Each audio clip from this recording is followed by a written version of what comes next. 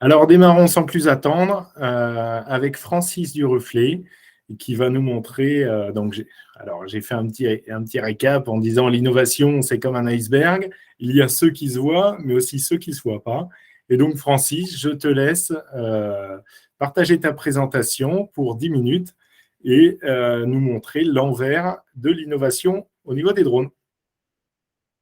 Bonjour à tous, je suis très content de me joindre à ce webinaire qui revêt une importance cruciale parce que pour moi les deux mots, les deux termes sont vraiment très liés depuis le début, drone et innovation. Il faut bien voir que toute la filière drone existe et aujourd'hui forte grâce à l'innovation du départ, hein, puisque le drone a pris naissance il y a quelques années à partir du moment où la technologie avait suffisamment évolué, avait apporté suffisamment de capacité d'intégration et de réduction de coûts pour rendre les technologies d'asservissement des systèmes disponibles pour le semi-professionnel. Et c'est comme ça qu'on a pu commencer à développer des premiers drones à usage civil, alors qu'auparavant, les seuls drones qui existaient l'étaient uniquement pour des usages militaires, étant donné l'investissement très important qu'il fallait faire pour développer ce type de système. Donc l'innovation et le drone, c'est très lié. Aujourd'hui, ce que je vais vous présenter en tant qu'ingénieur d'affaires chez EasyIC, c'est plutôt un outil d'accélération de l'innovation. L'innovation dans le drone, elle prend plusieurs formes, hein. Il y a de l'innovation partout dans le drone, que ce soit sur sa structure, que ce soit sur son stockage d'énergie, les batteries, sur sa motorisation, sur le type de pale, le groupe moteur, c'est-à-dire le type de pale qu'on utilise. Mais à l'intérieur, on a quand même un cœur de réacteur qui est l'autopilote. Sur qui on base beaucoup de choses pour permettre au drone de faire ce qu'il fait aujourd'hui. Son autonomie, c'est un petit peu grâce à l'autopilote. Et donc, toute cette partie-là, elle se situe à l'intérieur du drone sur des cartes électroniques. Et ce que je voulais vous présenter ce soir, c'était l'existence, les capacités qu'on trouve un peu partout en France de centres de design de cartes électroniques. Donc là, je vais vous donner l'exemple de EasyIC, mais on en trouvera ailleurs. Donc EasyIC, c'est une société qui est basée à Grenoble, en fait, et qui travaille principalement sur le domaine du circuit intégré, mais qui développe aussi des cartes, des circuits imprimés. Donc ça, pour toute l'industrie, que ce soit du médical, de la défense, de l'aéro, etc. Donc on intervient un petit peu dans tous les domaines. Ce qui est très important, c'est un accélérateur d'innovation, que ce soit pour le circuit ou pour le circuit imprimé, circuit intégré ou circuit imprimé. L'intégration, la personnalisation de votre développement est un facteur naturel d'innovation. L'intégration qui va permettre de moins consommer, l'intégration qui va permettre d'être plus fiable parce qu'on aura moins de composants sur la carte, l'intégration qui permet aussi de sécuriser son développement si on a un design particulier et qu'on veut protéger notre savoir-faire. Un très bon moyen, c'est l'intégration, puisqu'à ce moment-là, on enterre le schéma dans le chip. Bref, tous ces éléments-là sont des éléments qui contribuent à l'innovation générale de la carte. Donc, dans l'électronique, il y a les deux secteurs d'innovation. Il y a l'innovation et l'intégration au niveau centre carte électronique. D'accord. Donc là, ça va être de réunir sur un même circuit imprimé un ensemble de circuits ou de solutions pour réduire le nombre de circuits qui seront, enfin de cartes qui seront utilisées. Ça, c'est le centre de design. Et quand on va encore plus loin, associé, alors il y a plusieurs raisons hein, et plusieurs facteurs qui vont vous pousser à développer votre propre circuit intégré, votre ASIC. Hein. ASIC, c'est Application Spécifique Integrated Circuits.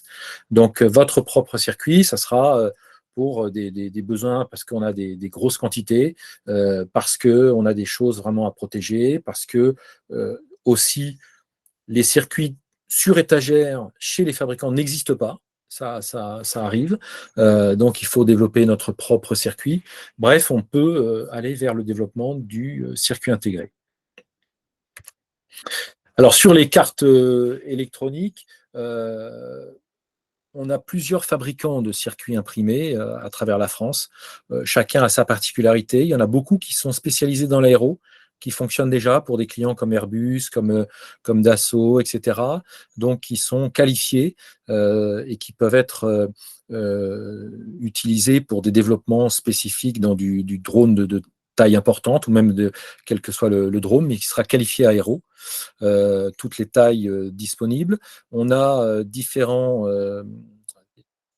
designers qui sont aussi capables d'aider le client à développer sa carte. Donc, encore une fois, l'innovation, c'est vous qui la faites. Des sociétés de services comme nous, on va vous aider à porter cette innovation, à intégrer cette innovation, mais on ne fera pas l'innovation pour vous. On va vous permettre d'accélérer votre innovation et de l'intégrer. Donc ça, c'est pour les circuits intégrés. On a ensuite le fabricant de circuits imprimés. Ensuite, il y a l'assemblage des composants sur le circuit imprimé. Pareil. On a encore en France une industrie et des fabricants, on appelle ça des assembleurs qui sont un peu partout dans différentes régions, que ce soit près de Bordeaux, près de Grenoble, en région parisienne, dans l'ouest ou dans le nord, qui font des assemblages de composants dans différents types, simple refusion, double refusion, qui savent intégrer des composants et des circuits intégrés de plus en plus denses, de plus en plus gros. Donc, cela aussi, on a cette filière qui existe pour faire des produits 100% français. On a bien souvent des demandes pour du développement qui doit rester, alors, de temps en temps, quand c'est pour la défense, on le comprend, mais qui souhaitent rester en France. Donc, à ce moment-là, on va rester avec des assembleurs, des fabricants de PCB ou des assembleurs qui seront en France. On en trouvera partout ailleurs en Europe, et évidemment, le plus grosse partie, vous l'imaginez bien, c'est en Chine, avec un service rapide, pas cher, mais voilà, chaque chose a son inconvénient. Moins de sécurité sur le design que vous confiez à quelqu'un à l'autre bout et qui on ne sait pas comment il sera protégé. Donc voilà pour le circuit imprimé.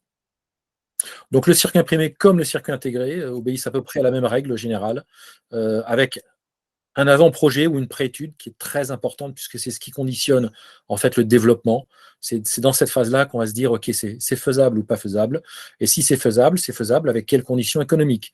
C'est-à-dire quel est le montant d'investissement?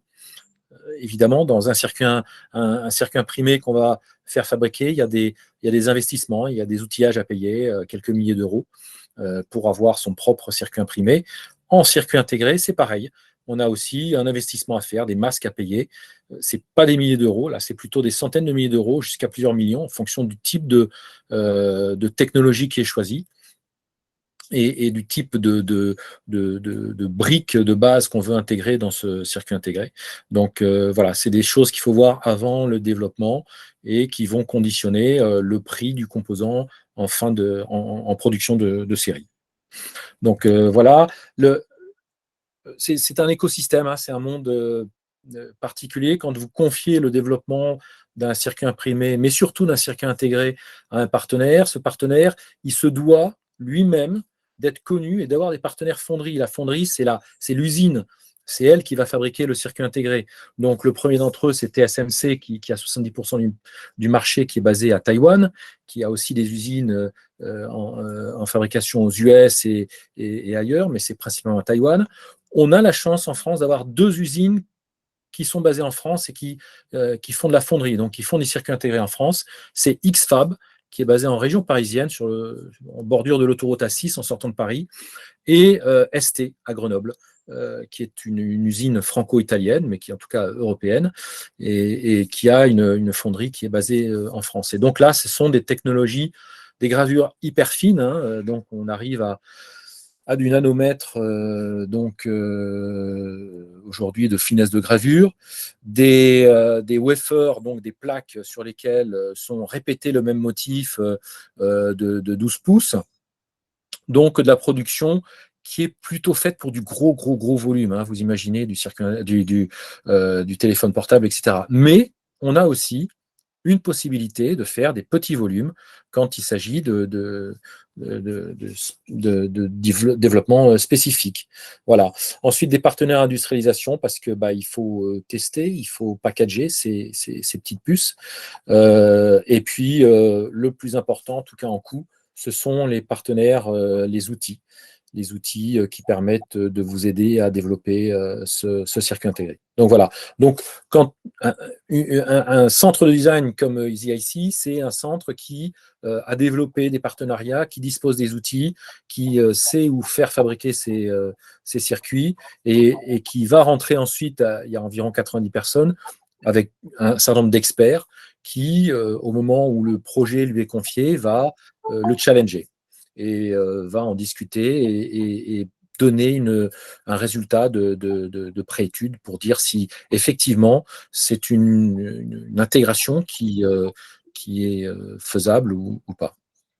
Économiquement, je dis bien. Ça peut être aussi infaisable techniquement, mais c'est plus rare. Voilà.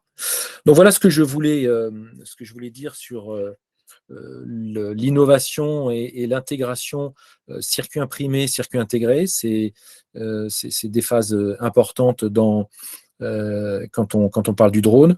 Bien entendu, il y a plein d'autres domaines d'innovation. Vous allez en voir par la suite.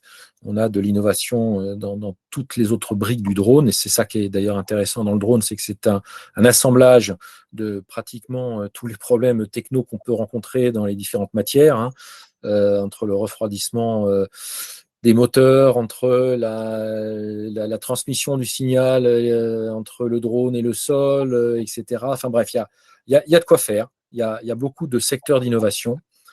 J'ai voulu vous présenter au moins ce soir l'innovation en termes d'intégration du circuit imprimé, mais surtout du circuit intégré.